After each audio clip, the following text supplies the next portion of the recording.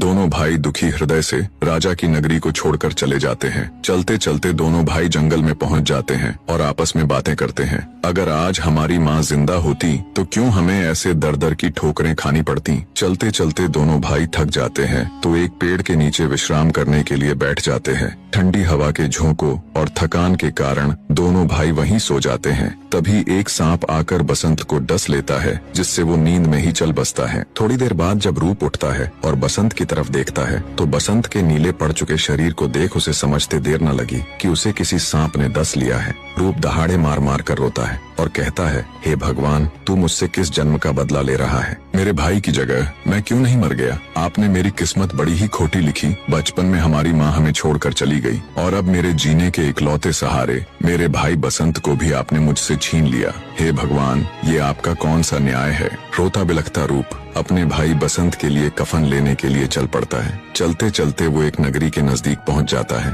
उस नगर के राजा का उस दिन स्वर्गवास हो गया था। उस नगरी का ये नियम था, जो भी राजा के अंतिम संस्कार के लिए ले जाते वक्त उसकी अर्थी के सामने आ जाता, उसे उस नगर का राजा बना दिया जाता। संयोगवश जब नगर के लोग राजा के पार्थिव शरीर को लेकर उसकी अंतिम यात्रा के लिए जा रहे थे, तब तक रूप भी नगर के द्वार पर पहुंच गया। रूप जब अर्थी के सामने आता है तो नगर के लोग नियमानुसार उसको अपना राजा मान लेते हैं। दूसरी तरफ जंगल से महादेव पार्वती गुजर रहे थे। जब पार्वती ने मरे हुए बसंत को देखा तो वो महादेव से बोली, हे महाराज, देखो ना कितना सुंदर युवक है और भरी जवानी में इसकी मृत्यु हो गई। आप इसे जिंदा कर दो। तब महादेव जी पार्वती माता को मना करते हैं और कहते हैं, हे प्रिय, ये मृत्यु लोक है, यहाँ सबके अपने कर्म और दुख है। हम किन किन का दुख दूर करेंगे। पर माता पार्वती जिद करती है और कहती है, नहीं स्वामी, आपको इसे तो जिंदा करना ही पड़ेगा। तब महादेव जी माता पार्वती की बात मान बसंत को जिंदा कर देते हैं और वहाँ से अंतर्ध्यान हो जाते हैं। बसंत उठ बैठता है। जब उसने आसपास देखा तो उसे अपना भाई रूप कहीं भी दिखाई नहीं देता।